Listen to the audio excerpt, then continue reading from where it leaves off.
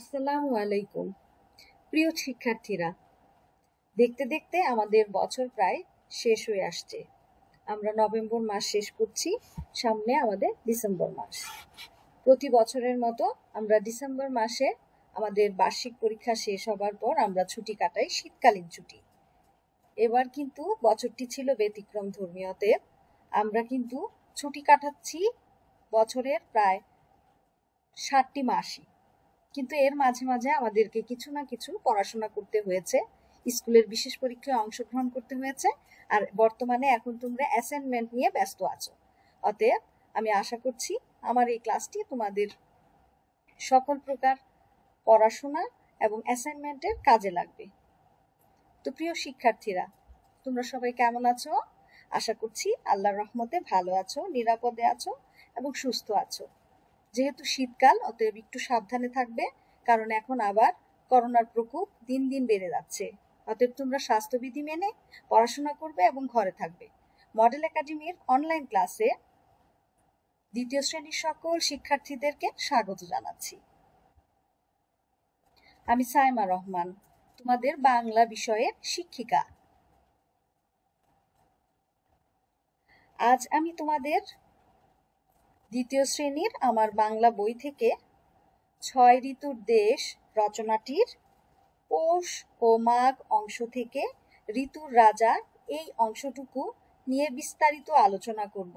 এই অংশটুকু আসলে আমাদের যে ৬টি ঋতু রয়েছে বাংলাদেশে, সেই ৬টি ঋতুর ২টি ঋতু অর্থাৎ শেষের ২টি ঋতু শীত এবং বসন্ত ঋতু নিয়ে আলোচনা। চলো তাহলে বরাবরের মতো আজকের আলোচনা থেকে তোমরা কি শিখবে, কি বুঝবে এবং অন্যদেরকে কি শেখাতে পারবে সে সম্পর্কে জেনে নিই। ১. বর্ণ ও যুক্ত বর্ণ সহযোগে তৈরি শব্দ শুনে স্পষ্ট ও শুদ্ধভাবে বলতে পারবে। ২. বর্ণ ও যুক্ত বর্ণ সহযোগে তৈরি শব্দ যুক্ত বাক্য শুনে স্পষ্ট ও শুদ্ধভাবে বলতে পারবে। ৩. পরিচিত এবং অধীত শব্দ দিয়ে গঠিত বর্ণনামূলক বাক্য শুনে বুঝতে পারবে। ৪.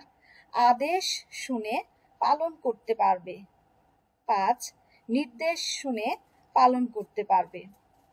৬. প্রশ্ন শুনে বুঝতে পারবে।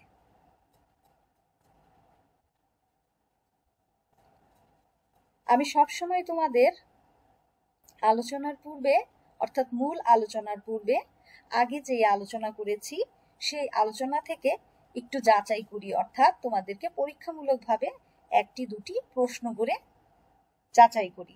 আজকেও সেই প্রেক্ষিতে একটি প্রশ্ন করছি ছোট্ট, দেখো তো প্রশ্নটি তোমরা দেখে উত্তর করতে পারো কিনা। প্রশ্নটি হচ্ছে, কোন ঋতুতে মাঠে মাঠে ধান পাকে? তোমাদের অবশ্যই মনে আছে কোন ঋতুতে ধান পাকে। আমরা ধান পাকার ছবি দেখিয়েছি এবং গ্রামের কথা বলেছিলাম, যে গ্রামে হেমন্তকালে আমরা ধান পাকার দৃশ্যটি দেখতে পাই। শহরে তেমন দেখা যায় না, কারণ শহর হচ্ছে গাড়ি ঘোড়া এবং দালান কোঠায় ভর্তি শহর। তাই আমরা গ্রামে যখন যাই সেখানে অবারিত ফসলের ক্ষেত থাকে, সেই ফসলের ক্ষেতে আমরা পাকা ধান দেখতে পাই। তাহলে উত্তর হবে হেমন্ত ঋতুতে মাঠে মাঠে ধান পাকে। এসো তাহলে কিছু ছবি দেখি আমরা। দেখো, ছবিতে দেখতে পাচ্ছ কুয়াশায় আচ্ছন্ন সূর্য দেখা যাচ্ছে, তাল গাছ এবং মানুষ যাচ্ছে, কিন্তু সবকিছুই আমাদের কাছে অস্পষ্ট মনে হচ্ছে, কারণ হচ্ছে এখানে কুয়াশায় ঢেকে আছে সবকিছু। পরের ছবিটি খেয়াল করো, দেখো ঘাসের ডগায় অনেক শিশির জমে রয়েছে, মনে হচ্ছে যেন বৃষ্টির পানির ফোঁটার মতো পড়ে রয়েছে। পরের ছবিটি দেখো, হরেক রকমের পিঠা আমরা দেখতে পাচ্ছি, মজাদার পিঠা। দেখো নিচের ছবিতে খেয়াল করো, আমরা অনেক ধরনের বিভিন্ন প্রজাতির ফুল দেখতে পাচ্ছি, সুন্দর সুন্দর ফুল। এখন এই ছবিতে দেখো গাছের মধ্যে কোকিল পাখি সুন্দরভাবে বসে আছে। এবং সবশেষে আমি ছবিতে দেখাচ্ছি তোমাদের অনেক ধরনের, দেখো ফুল ফুটে আছে। তাহলে এখানে তুমি দেখো উপরের লাইনে যে ছবিগুলো রয়েছে সেই ছবিগুলোতে বোঝাই যাচ্ছে যে কুয়াশা দেখিয়েছি, শিশির বিন্দু দেখিয়েছি এবং আমরা পিঠা দেখিয়েছি। এই তিনটা জিনিস কিন্তু আমরা একটি ঋতুতেই দেখে থাকি। সেই ঋতুটি হচ্ছে কি? শীত ঋতু। আর নিচের যে লাইনে যে ছবিগুলো রয়েছে সেখানে অসংখ্য ফুল রয়েছে, গাছের ডালে ডালে অনেক ধরনের বিচিত্র ধরনের বিভিন্ন রঙের ফুল ফুটে আছে এবং গাছের মধ্যে দেখা যাচ্ছে কোকিল পাখি কালো রঙের হয়ে থাকে, কাকের মতোই অনেকটা দেখতে, তবে আকার একটু ছোট হয়ে থাকে। এই কোকিল পাখি গাছের মধ্যে ডালে বসে ডাকছে কুহু কুহু শব্দে। তাহলে আমরা নিচের লাইনের যে ছবিগুলো, এগুলো সবগুলো কিন্তু আমরা দেখে থাকি বসন্ত ঋতু, যে ঋতুটা হচ্ছে সব ঋতুর রাজা, প্রধান ঋতু, আনন্দের ঋতু এবং শান্তির ঋতু, সেই ঋতুটাই হচ্ছে বসন্ত ঋতু। তাহলে তোমরা বুঝেছো যে আজকে আমি দুটো ঋতু নিয়ে আলোচনা করব। প্রথমটি হচ্ছে শীত এবং দ্বিতীয়টি হচ্ছে বসন্ত ঋতু।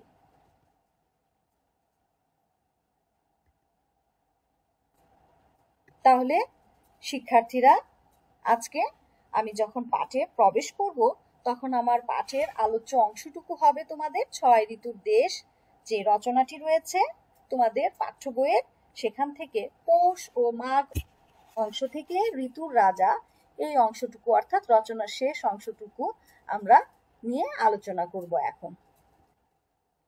তাহলে চলো শিক্ষার্থীরা, তোমরা তোমাদের পাঠ্য বইয়ের 57 নং পৃষ্ঠা খুলো এবং আলোচনায় প্রবেশ করো এবং নীরবে তোমরা সেই পাঠগুলো সুন্দরভাবে মনোযোগ সহকারে পড়ো এবং আমার পাঠ শুনো, বুঝো এবং মনোযোগ সহকারে দেখো।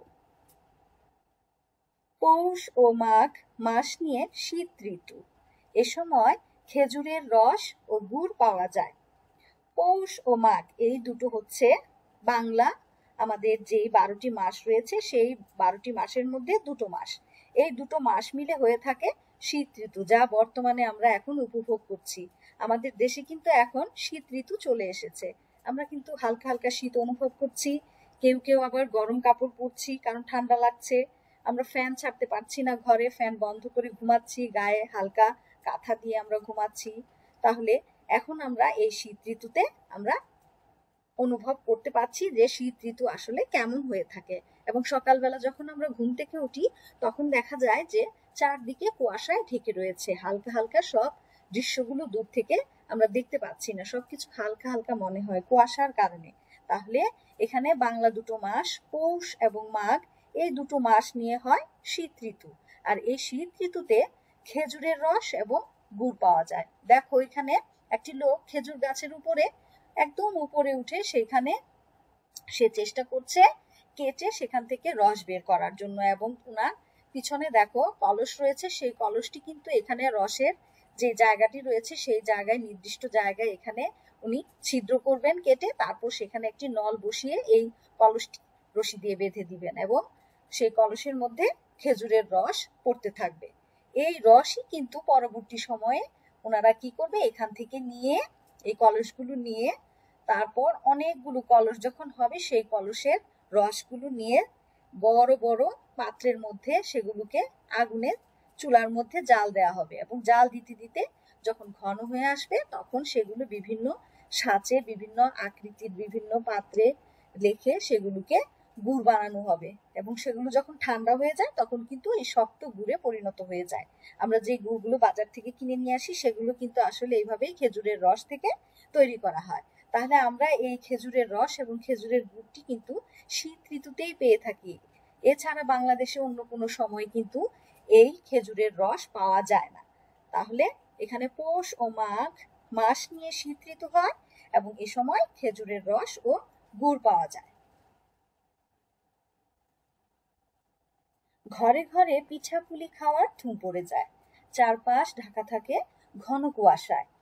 আমরা শীতের সময় কিন্তু সকালবেলা উঠে গ্রামের বাড়িতে হোক আর শহরের বাড়িতেই হোক আমরা সবাই কিন্তু কম বেশি পিঠে খেয়ে থাকি। আম্মু মজাদার পিঠে তৈরি করে, নানা থাকলে অথবা নানু থাকলে, দাদা দাদি থাকলে ওনারাও কিন্তু বয়স্ক হলেও কিন্তু তোমাদের জন্য মজাদার পিঠা তৈরি করে খাওয়ান। এবং সেখানে আমরা ভাপা পিঠাটাই একটু বেশি খেয়ে থাকি, কারণ ভাপা পিঠা গরম থাকে এবং সেই পিঠা ধোয়া উঠতে থাকে, সেই অবস্থায় আমরা খাই। শীতের মধ্যে এই ঠান্ডা আবহাওয়ায় এই পিঠাগুলো খেতে কিন্তু খুবই মজা লাগে। এবং যেহেতু খেজুরের গুড়টি পাওয়া যায়, সেই খেজুরের গুড় দিয়ে তৈরি পিঠা কিন্তু সবারই খুব পছন্দনীয়। এজন্যই দেখা যায় যে শহর এবং গ্রাম উভয় জায়গাতেই ঘরে ঘরে পিঠাপুলি খাওয়ার ধুম পড়ে যায়। অর্থাৎ সবার বাসায় যেহেতু পিঠাপুলি তৈরি হয়, এই জন্য এটাকে বলা হয় ধুম ধুম পড়ে যায়। আর চারপাশ ঢাকা থাকে ঘন কুয়াশায়, এবং যতই শীত বাড়তে থাকবে তখনই দেখতে পাবে যে চারিদিক শুধু কুয়াশায় ঢেকে যাবে। আমরা সামনের জিনিসটিও কিন্তু তখন সুন্দরভাবে দেখতে পাবো না, স্পষ্টভাবে দেখা যাবে না। যখন দুপুরের দিকে রোদ উঠবে, অর্থাৎ সূর্যের আলোটি প্রখরভাবে আমাদের আবহাওয়ার মাঝে মিশে যাবে, তখন আমরা আস্তে আস্তে সেই কুয়াশাটা চলে যেতে দেখব, এবং তখন আমরা দূরের জিনিসও কাছে দেখতে পাবো। কিন্তু যখন সকাল থাকে বা সূর্যের কিরণ কম থাকে, তখন কিন্তু ঘন কুয়াশায় চারদিক ঢেকে যায়। এজন্য এখানে এই রচনায় বলা হয়েছে যে এই শীত ঋতুতে ঘরে ঘরে পিঠাপুলি খাওয়ার ধুম পড়ে যায়, চারপাশ ঢাকা থাকে ঘন কুয়াশায়। সকালে গাছপালা আর ঘাসের ডগায় বেশ শিশির জমে। শীতের শেষ দিকে শুরু হয় গাছ থেকে পাতা ঝরা। সকালে গাছপালা আর ঘাসের ডগায়, আমি এখানে ছবিতে তোমাদেরকে ঘাস দেখিয়েছি। ঘাস ছাড়াও যে কোনো গাছ তুমি দেখে থাকবে তোমার আশেপাশে, সমস্ত ঘাসের ডগাতে অর্থাৎ আগায় বা উপরে সব জায়গায় কিন্তু আমরা সুন্দরভাবে বৃষ্টির ফোঁটার মতো শিশির জমে থাকতে দেখি। এই শিশির কণাগুলো কিন্তু দেখতে খুবই সুন্দর লাগে এবং এগুলো ঠান্ডা থাকে। এবং শীতের শেষ দিকে শুরু হয় গাছ থেকে পাতা ঝরা। এবং যখন আমরা শীত ঋতুটা শেষ দিকে চলে যাব, এখনো কিন্তু আমরা গাছের মধ্যে সবুজ সবুজ পাতা দেখতে পাচ্ছি। কিছুদিন পর যখন শীতটা শেষের দিকে চলে আসবে, তখন কিন্তু আমরা দেখব এই সবুজ পাতাগুলো সবগুলো পেকে গিয়েছে, এবং আস্তে আস্তে সেগুলো পেকে গাছ থেকে সব ঝরে পড়ে যাচ্ছে বাতাসে। এবং সেগুলো পড়ে যেখানে পড়বে মাটিতে, সেই পড়ে মাটিতে পাতাগুলো হয়ে যাবে শুকনো। এটাকেই বলা হয় পাতা ঝরা। তাহলে আমরা এই দৃশ্যটি আর কিছুদিন পর সবাই অবলোকন করব। তোমরাও দেখতে পারবে, বুঝবে তখন যে আমাদের শীত ঋতুর শেষের দিকে আমরা চলে এসেছি। তাহলে এই লাইনগুলো খেয়াল করো। সকালে গাছপালা আর ঘাসের ডগায় বেশ শিশির জমে। শীতের শেষ দিকে শুরু হয় গাছ থেকে পাতা ঝরা। তাহলে আমি এতক্ষণ কিন্তু শীত ঋতু নিয়ে আলোচনা করেছি। এখন আমি তোমাদেরকে আলোচনা করব আমাদের বাংলাদেশের সর্বশেষ যে ঋতুটি এবং সবার পছন্দের যে ঋতুটি, সেই ঋতুটি নিয়ে। সেই ঋতুটি হচ্ছে বসন্ত ঋতু।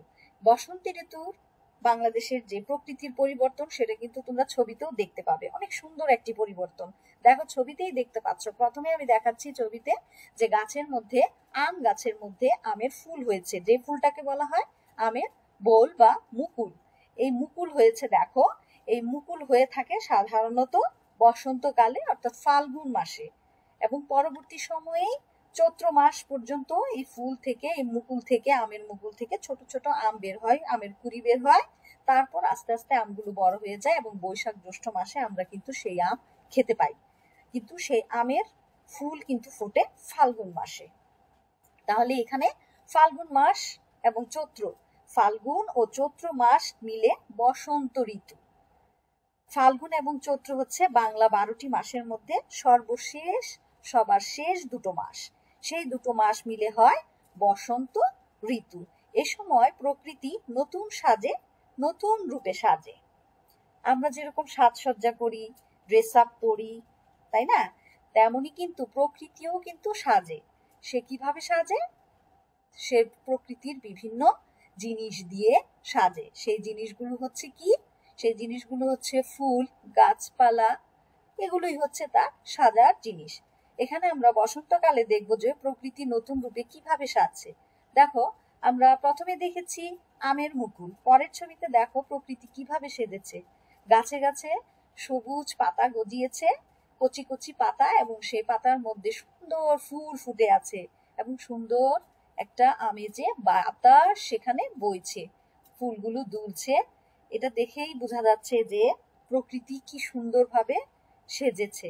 আমাদের যেদিকেই তাকাবো সেদিকেই দেখবো গাছ ভর্তি সবুজ পাতা এবং ফুল ফুটে আছে গাছে গাছে। দেখলে মনে হবে যেন চারিদিক রঙিন হয়ে গিয়েছে। এটাকেই বলা হয় প্রকৃতির রূপ বা প্রকৃতির সাজা। এবং এই সময় কিন্তু ফাল্গুন যেহেতু মাস, পহেলা ফাল্গুন মানে ফাল্গুন মাসের যে শুরু, সেই শুরু প্রথম দিনটাকেই বলা হয় পহেলা ফাল্গুন। এবং পহেলা ফাল্গুনে কিন্তু অনেক বাচ্চারা, অনেক বড়রাও বিভিন্ন ফুল দিয়ে তারা মালা গেঁথে, মালা দিয়ে বিভিন্ন ড্রেস আপ পরে, শাড়ি পরে তারা ফাল্গুনের উৎসব করে থাকে, যেটাকে বলা হয় পহেলা ফাল্গুন। তাহলে আমরা এই বসন্তকালের শুরুতেই পহেলা ফাল্গুন করে থাকি, উৎসবটি পালন করে থাকি, আমাদের বাংলাদেশের মানুষেরা উৎসবটি পালন করে থাকে। তাহলে এখানে আমরা এই বসন্ত ঋতুর যে প্রথম যে লাইনটি রয়েছে সেখানে খেয়াল করো, ফাল্গুন ও চৈত্র মাস মিলে বসন্ত ঋতু, এ সময় প্রকৃতি নতুন রূপে সাজে। নানান ফুলে ভরা থাকে গাছ, শাখায় শাখায় পাখি গান করে। নানান ফুলে, আমি তো আগেই বলেছি বসন্ত ঋতুতে প্রকৃতি সুন্দরভাবে সাজে এবং সেই সাজার জন্য দেখা যায় যে নানান রকম ফুলে সে সেজে উঠে। দেখা যায় যে গাছে গাছে অনেক ধরনের নানান ফুল বলতে এখানে হরেক রকমের ফুল, অনেক ধরনের ফুলকে বুঝিয়েছে, যে বিভিন্ন ধরনের গাছে বিভিন্ন ধরনের ফুল ফুটে গাছ ভরে থাকে, আর শাখায় শাখায় পাখি গান করে। আর দেখা যায় যে গাছের যে ডালগুলো রয়েছে সে ডালের মধ্যে পাখি বসে তারা আনন্দে কিচিরমিচির করে ডাকতে থাকে, গান গায় মনের সুখে। তাই আমরা এই বসন্ত ঋতুতেই কিন্তু এই সুন্দর রূপটি দেখতে পাই। তাহলে এখানে বলা হয়েছে কি, নানান ফুলে ভরা থাকে গাছ, শাখায় শাখায় পাখি গান করে। কোকিলের গানের সুরে মন ভরে যায়, বসন্তকে বলা হয় ঋতুর রাজা। কোকিলের গানের সুরে, কোকিল সম্পর্কে আমি একটু আগে তোমাদেরকে কিন্তু বলেছিলাম যে কোকিল পাখিটা আসলে দেখতে কেমন হয়। আমরা সারা ঋতুতেই কিন্তু কোকিল পাখি দেখতে পাই না, শুধুমাত্র এই বসন্ত ঋতুতেই কিন্তু কোকিল পাখি চলে আসে এবং তারা কি করে, কাকের বাসাতে তারা ডিম পাড়ে। নিজেদের কোনো বাড়ি থাকে না, তাদের বাসা থাকে না, তারা কাকের মতোই দেখতে, অনেকটা কাকের চেয়ে আকার একটু ছোট হয়, কাকের মতোই দেখতে অনেকটা, বোঝা যায় না যে এটা কোকিল না কাক, খুব খেয়াল করে দেখলে বুঝবে যে এটা কোকিল পাখি। এবং সে কাকের বাসাতে নিজের ডিম পেড়ে যায় এবং সেই ডিম ফেটে বাচ্চা বের হয় এবং সে কোকিলের বাচ্চা হয়ে থাকে। ঠিক আছে, তাহলে এই কোকিল পাখি কিন্তু আমরা শুধুমাত্র বসন্ত ঋতুতেই দেখি এবং তারা বসন্ত ঋতুতে গাছের ডালে বসে সুন্দর করে কুহু কুহু বলে কোকিলের ডাক শুনতে পাই আমরা, এবং এই ডাকটি শুনলে কিন্তু বোঝাই যায় যে বসন্ত ঋতুটা চলে এসেছে। এই ডাক কিন্তু আমরা সবাই পছন্দ করি। বসন্তকে বলা হয় ঋতুর রাজা। এই যে এত কিছু আমরা এতক্ষণ পর্যন্ত বসন্ত ঋতু সম্পর্কে বলেছি, এই সব কিছুর জন্যই কিন্তু বসন্তকে বলা হয় ঋতুর রাজা। সব ঋতুর রাজা হচ্ছে বসন্ত ঋতু, কারণ এই ঋতু প্রকৃতিতে সুন্দর রূপে সেজে উঠে, গাছপালায় বিভিন্ন ধরনের ফুল ফুটে। তারপর আমরা দেখেছি কোকিল গানের সুরে, আমাদের কোকিলের যে মিষ্টি গান, সেই গানের সুরে আমাদের মন ভরে যায়।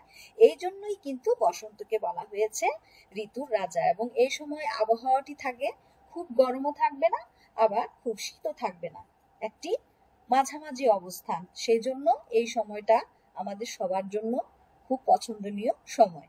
ঠিক আছে, তাহলে আমি শীত ঋতু এবং বসন্ত ঋতু নিয়ে তোমাদের এতক্ষণ পর্যন্ত আলোচনা করেছি। এখন আজকের এই আলোচনা থেকে আমি তোমাদেরকে কয়েকটি যুক্ত বর্ণ কিভাবে ভেঙে ভেঙে দেখাবো সেটা খেয়াল করবে।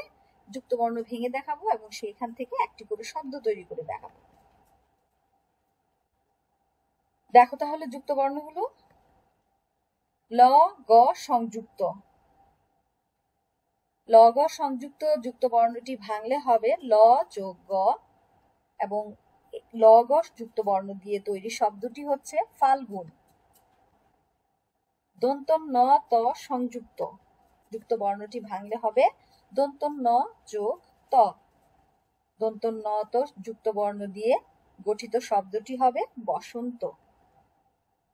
প রফলা, প রফলাকে ভাঙলে হবে প যোগ রফলা, এবং প রফলা দিয়ে যুক্ত তৈরি শব্দটি হচ্ছে প্রকৃতি। আমি যে শব্দগুলো দিয়েছি সেগুলো ছাড়াও তোমরা অন্য শব্দ লিখতে পারবে। এখন চলো কয়েকটি শূন্যস্থান পূরণ করে তোমাদেরকে দেখাচ্ছি।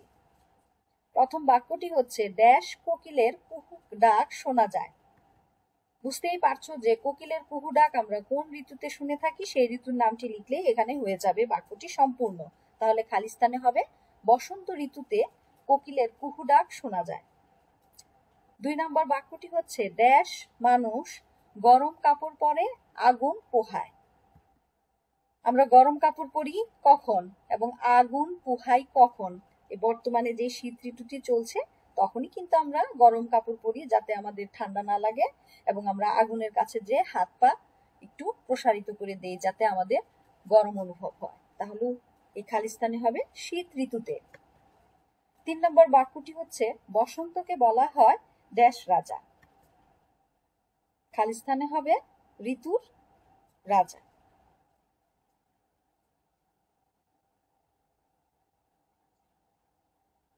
এখন চলো আজকের আলোচনা থেকে উল্লেখযোগ্য তোমাদের যে প্রশ্ন হবে সেই প্রশ্ন সম্পর্কে কিছু আলোচনা করে দেখাই, যেটা তোমাদের অ্যাসাইনমেন্টের ক্ষেত্রেও কাজে লাগবে। একটু মনোযোগ সহকারে প্রশ্নটি দেখো এবং উত্তরগুলো দেখে নিবে। 1 নম্বর প্রশ্ন, শীত ঋতুতে প্রকৃতির কি ধরনের পরিবর্তন ঘটে? আমরা জানি যে শীত ঋতুতে আমরা প্রকৃতির অনেক ধরনের পরিবর্তন লক্ষ্য করে থাকি। সেই পরিবর্তনগুলো তোমাদের বইয়ে যেভাবে আছে সেটাই তোমাদেরকে লিখতে হবে এবং পড়তে হবে। উত্তর হবে পৌষ ও মাঘ মাস নিয়ে শীত ঋতু হয়। এই ঋতুতে চারপাশ ঢাকা থাকে ঘন কুয়াশায়। সকালে গাছপালা আর ঘাসের ডগায় বেশ শিশির জমে এবং শীতের শেষ দিকে গাছ থেকে পাতা ঝরা শুরু হয়। আমি তোমাদের বই থেকেই উত্তরটি একটু গুছিয়ে লিখে দিয়েছি। তোমাদের এই ধরনের প্রশ্ন থাকলে অবশ্যই এই ধরনের উত্তর লিখবে, ঠিক আছে? পরের প্রশ্নটি খেয়াল করো, বসন্তকে ঋতুর রাজা বলা হয় কেন?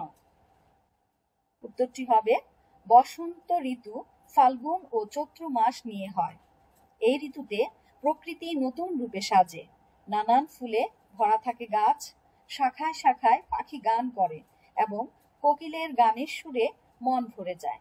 তাই বসন্তকে ঋতুর রাজা বলা হয়।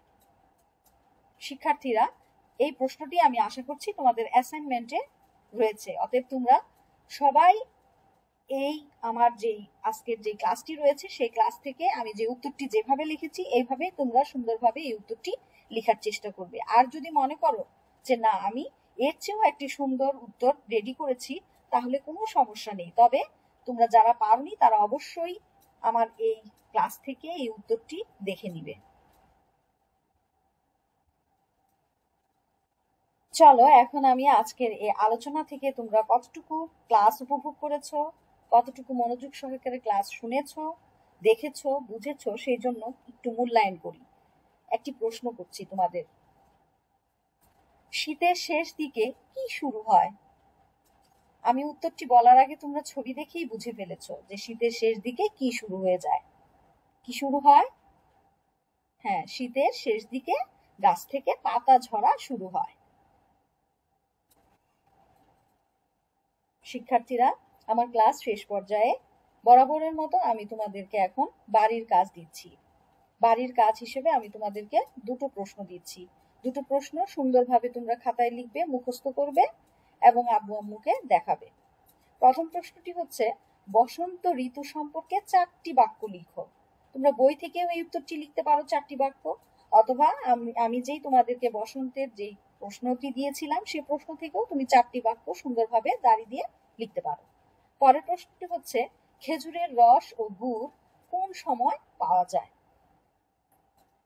তাহলে শিক্ষার্থীরা, আমি আশা করব তোমরা সুন্দরভাবে তোমাদের বাড়ির কাজগুলো করবে, অ্যাসাইনমেন্ট রেডি করবে এবং ডিসেম্বরের 7 তারিখে 11টা থেকে সকাল 11টা থেকে 1টার মধ্যে তোমার মা বাবাকে দিয়ে সেই অ্যাসাইনমেন্টগুলো তোমার শ্রেণী শিক্ষকের কাছে পাঠিয়ে দিবে।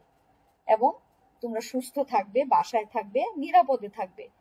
কোনো কাজ ছাড়া অপ্রয়োজনে বাহিরে বের হবে না। বেশি ঘোরাঘুরির এখন প্রয়োজন নেই, ঠিক আছে? আর তোমরা অবশ্যই পুষ্টিকর খাবার খাবে। শীত যেহেতু কমলার সিজন, অতএব তোমরা কমলা ফলটি একটু বেশি করে খাবে, এতে ভিটামিন সি রয়েছে। তাছাড়াও তোমরা অন্য যে ফলগুলো শীতে খাও সেই ফলগুলো কিছুদিন পর তোমরা বড়ই পাবে, সেই বড়ইও খাবে, ঠিক আছে?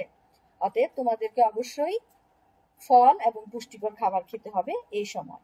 আজকের ক্লাস সবাই সুন্দরভাবে দেখেছো, বুঝেছো এবং মনোযোগ সহকারে উপভোগ করেছো, সেই জন্য সবাইকে অসংখ্য ধন্যবাদ জানাচ্ছি।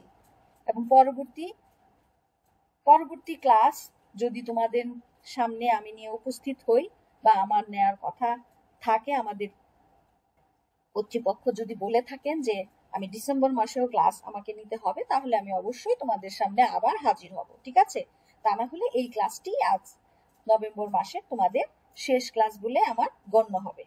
তাহলে অবশ্যই তোমাদেরকে আবার আবার অনেক ধন্যবাদ জানাচ্ছি মনোযোগ সহকারে অনেকগুলো ক্লাস আমার উপভোগ করার জন্য, ঠিক আছে? সবাই ভালো থাকবে, সুস্থ থাকবে এই কামনায় আজকের মতো বিদায় নিচ্ছি। আল্লাহ হাফেজ।